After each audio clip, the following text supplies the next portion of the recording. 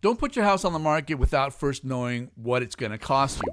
Everyone knows that you pay a commission when using a real estate agent to sell, but there are some other common and some optional costs involved in the sale of a home. In this video, I'm going to break down those costs for you.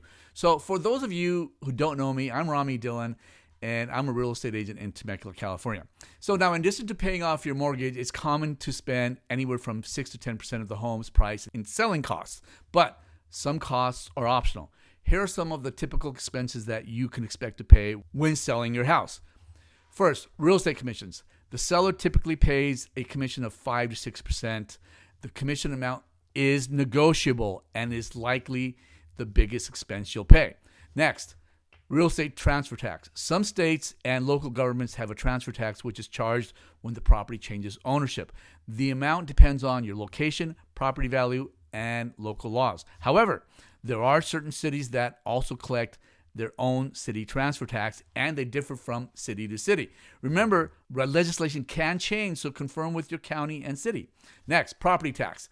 You will most likely owe a prorated share of property taxes when you sell your home.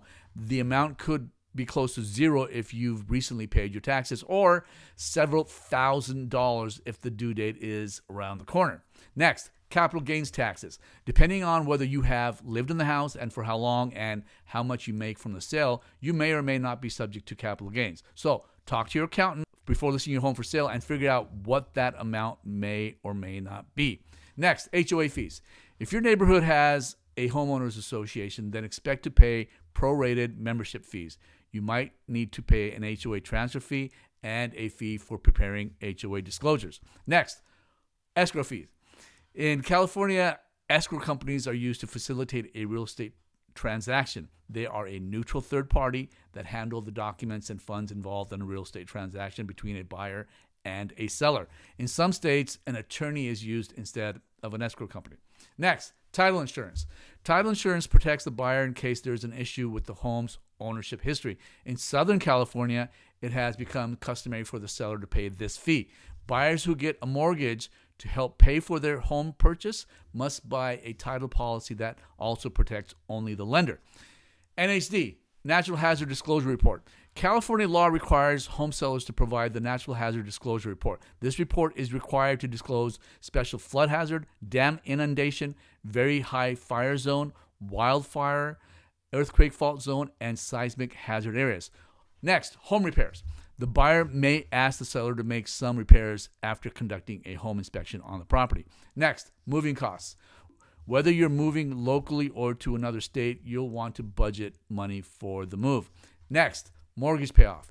And of course, you have to pay off your current mortgage. You'll order a payoff amount from your lender, which will include interest charges. So the amount will be different than the balance due listed on your last mortgage statement. Additionally, there are also optional costs to consider when selling a house. Paying these costs will often depend on whether you are in more of a seller's market or a buyer's market. It can be smart to pay for extra services to attract potential buyers. As a seller, you could offer to pay for the buyer's home warranty. Some buyers may be concerned about buying an older home, so to ease those fears, sellers can offer a 1-year home warranty to cover most of the repair costs if a major system broke soon after the purchase. Next, pay for a portion of the buyer's closing costs. If you're in a slow market, it might help to pay for some of the buyer's closing costs to make the deal more attractive. Next optional cost is a termite report. Depending on what type of financing the buyer procures, the buyer's lender may or may not require a termite report. However, who pays for the report and any possible termite repairs are open to negotiation.